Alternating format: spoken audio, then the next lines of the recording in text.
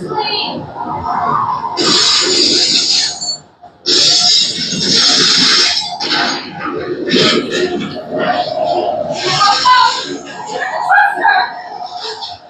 This house is so big. Me and Tori are really scared, but all we can do is hope to make it out safe. And that's when the lightning stopped, the house ends with a thud, and the sky grew light again. Are you guys ready to see where we landed? Yes. Absolutely. All right, you guys can follow me. Where are we?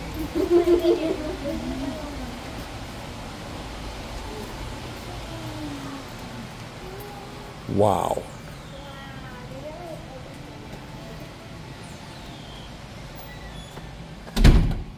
And that's when I told Toto, I don't think we're in Kansas anymore.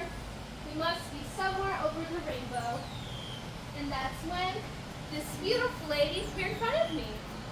She asked me if I was good witch or bad witch. And I said, I'm no witch at all. My name's Dorothy Gale from Kansas. She took down Toto and asked if he was a witch. I said, no, Toto's just my dog. And she said, well, the Munchkins, the little people that live here, told me that someone lived in their house on the Wicked Witch of the East. Here's yourself, there's your house, and down there is all that's left of her. Dude. So, let me ask you again. Are you a good witch or a bad witch? And I said, I'm not a witch at all. Witches are mean and scary. And that's when the Munchkins started laughing at me. So he asked her, why are they laughing at me? And she told me her name was Linda, the good witch of the north. And I said, well, pardon me, I had no idea. And ding dong, the wicked witch is dead. We were singing and laughing. And during the middle of our song, her sister appeared, the Wicked Witch of the West. And she said, who killed my sister? Who killed the Wicked Witch of the East? Was it you? I said, no. I mean, I didn't mean to. But all she cared about that time were those red ruby slippers. So whenever she tried grabbing them, they disappeared. We were looking around everywhere. And that's when I saw they were on my feet. I knew somehow Glinda put them there. And so, before the witch disappeared, she said, I'll get you, my pretty, and your dog, too. And then she disappeared into a cloud of red smoke. This scared me and Toto very badly, but all we wanted to do was to get home. So I asked Glinda, how can we get home now? And she told us all we had to do was follow the yellow brick road to see the wonderful Wizard of Oz. You guys can follow me.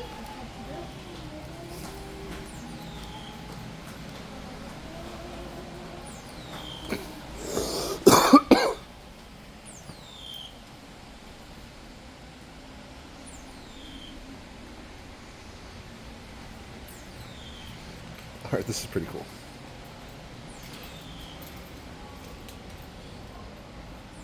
And of course, that's when me and Toto came across some crossroads. I looked down and said, well, which way do you think we should go? But Toto being a That dog... way looks nice. And of course that way looks nice too. Wait, you can talk? Yes, I can talk. But I can't get down from this post because I haven't got a brain. Well, me and Toto are on our way to see the wizard. Maybe we can ask him for a brain. You think so? Get me down from here and I'll go with you. Well, I'm kind of busy doing a tour right now, as you can see, but I can come get you later? Of course, I don't want to hold up your tour. I'll be right here. I'm not going anywhere. Bye! Bye, everyone. Bye. And of course, after I got Scarecrow down that post, I began to get really hungry. And sure enough, we came across some apple trees. Whenever I tried to grab an apple, it smacked me. And I said, hey, what'd you do that for? And the tree responded and said, well, how would you like it if someone picked something off of you? I said, well, I wouldn't like that very much. And even though Scarecrow does not have a brain, he said something very smart. He said, "We won't want your apples anyways, with little green worms in them." And this made the trees so angry, they started throwing their apples at us. But we weren't complaining because I was hungry.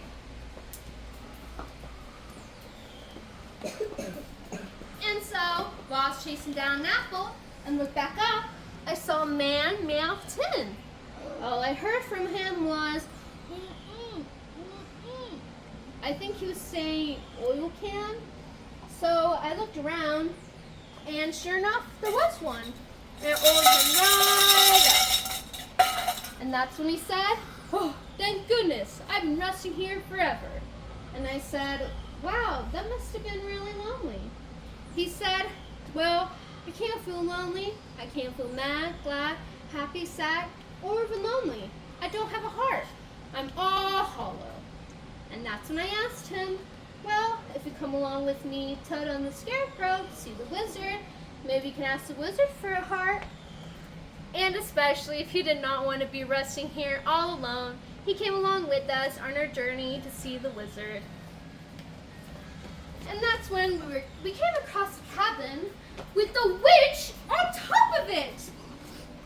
Oh, wow. She was very angry that I was taking her red ruby slippers away from her. So, in order to stop us, she started creating a fireball and threw it at us.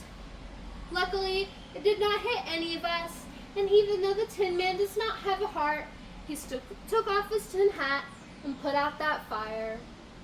After that encounter with the witch, we started to enter this really dark and scary forest. We started worrying about lions and tigers and bears. Oh my!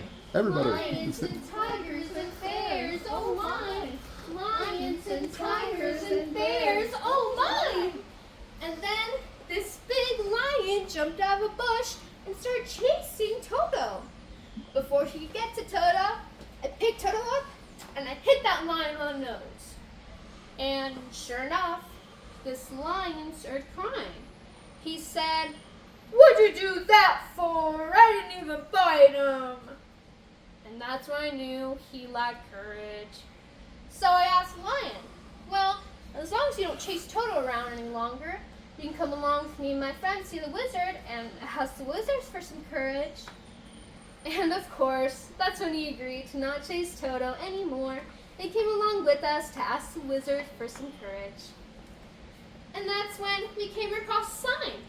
"Haunted Forest, Witch's Castle, 1 mile." I'd turn back if I were you. Even though this sign made us very scared, we still had the courage to keep on going. And what we did not know was that the entire time the witch was watching us on her crystal ball. So she sent her flying monkeys to come get me and Toto. Whenever me and Toto arrived at the witch's castle, that's when she told me if I did not take off my red ruby slippers, she would drown Toto in the river. And I said, "Here, take them. I don't even want them." And that's when the witch tried grabbing the slippers and zapped her. And the sound scared Toto, so he jumped off the drawbridge and ran all the way back to my friends. Whenever my friends arrived at the witch's castle, dressed up as wingy soldiers, this made the witch even more angry that they were here to rescue me. So, once again, she started creating another fireball and threw it at us. And this time it hit Scarecrow and he was on fire. We were looking around everywhere for something to put it out. I found a pile of water, picked it up, and I threw it at him. But this water also landed on the witch. And she said, "I'm melting, melting! What a world, what a world!" And then she melted into a green puddle. You can see right over here, me, a winky soldier, and what's left of the witch. And since the winky soldiers were enslaved by the witch, they gave me her broom as a gift for saving them.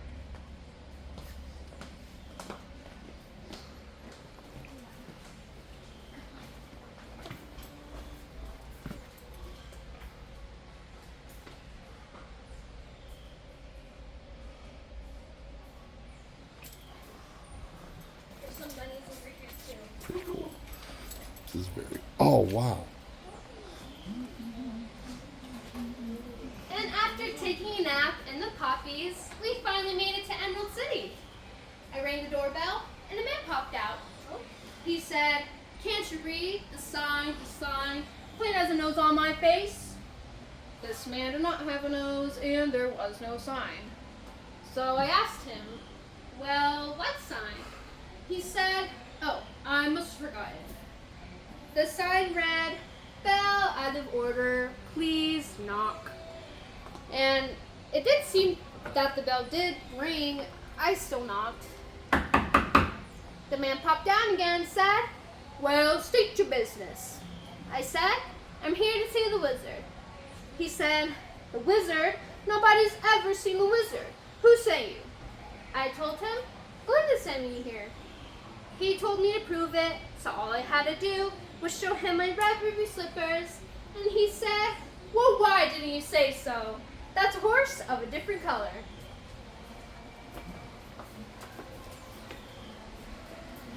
And sure enough, Hilarious. there was a horse of a different color. And I asked the coachman, "Can you take me and my friends to see the wizard?" And he said, "Well, sure I can, dear, but not looking like that." And so we went to wash and brush up Co. And the lion got a perm and a pretty red bow. The Tin Man got buffed, and the Scarecrow got re-stuffed. I got a new hairdo, and I dyed my eyes to match my shoes. And are you guys ready to see the wizard? All right, follow me.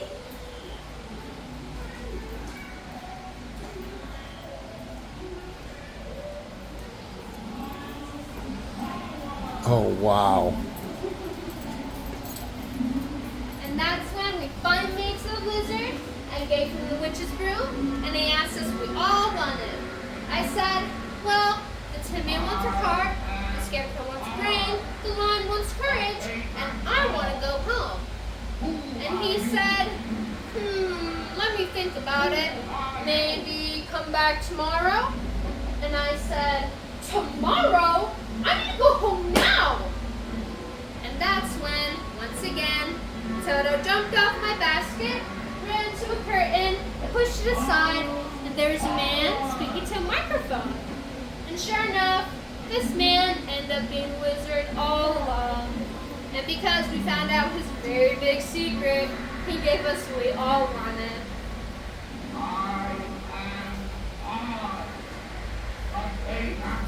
And so that's when the Scarecrow got a THD, a degree in Thingology, the Tin Man got a heart that even ticks, the Lion got a badge of courage, and I finally got to go home on a hot air balloon with the wizard.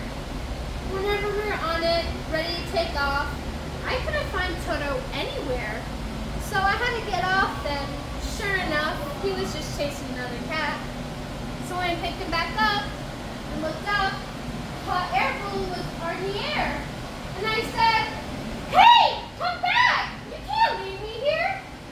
And the wizard responded and said, "Oh, I'm sorry, dear. I don't know how to work this thing." And he waved bye to all of Emerald City.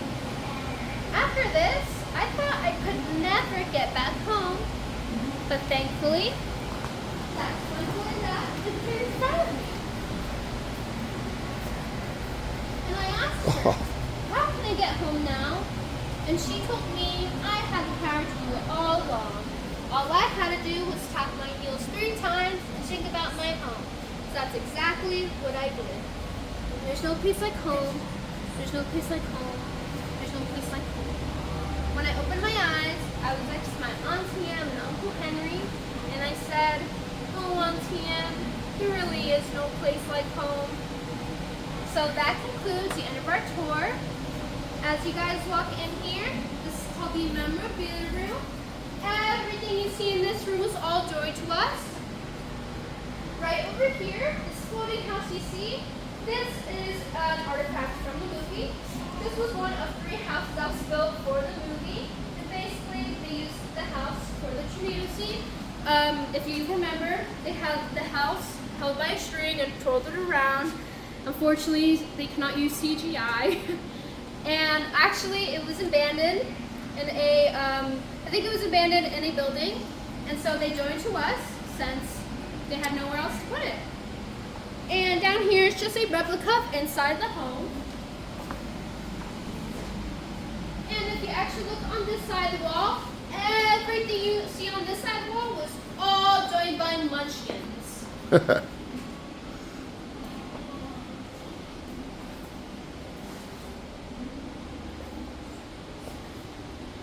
And as you guys start walking towards here, over here is the dress of the shortest munchkin that was on set.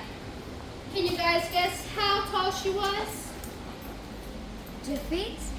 She was taller than 2 feet. 3 feet? She was shorter than 3 8 feet. feet? 8 3.5 feet?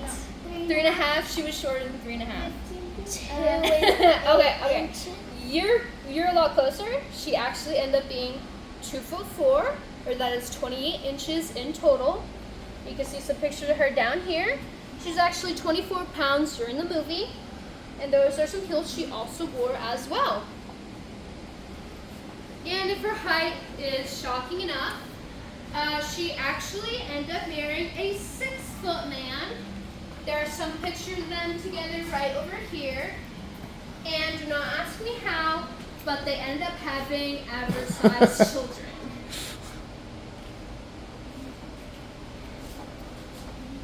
And if you guys look right over here, this is a replica of Frank Baum's desk. He was the author that made the Wonderful Wizard of Oz series, and he made 13.5 books before he died.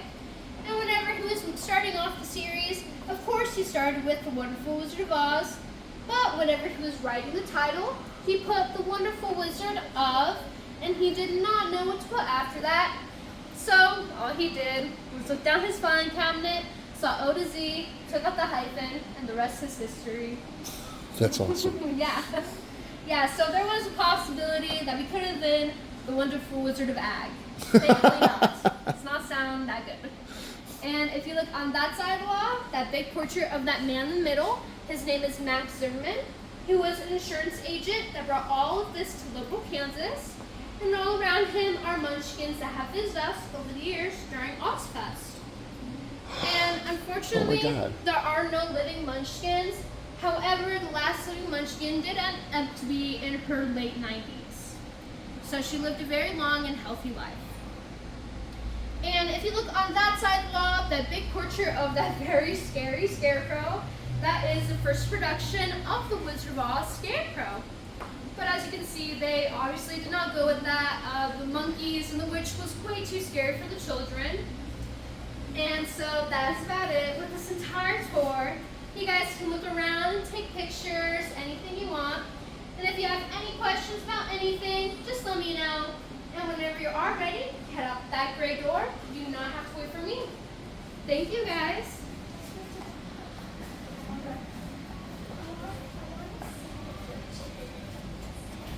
Where?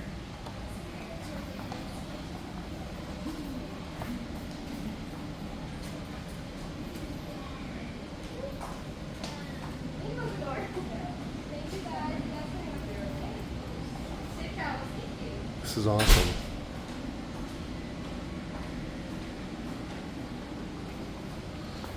I'll get out of here in just a second.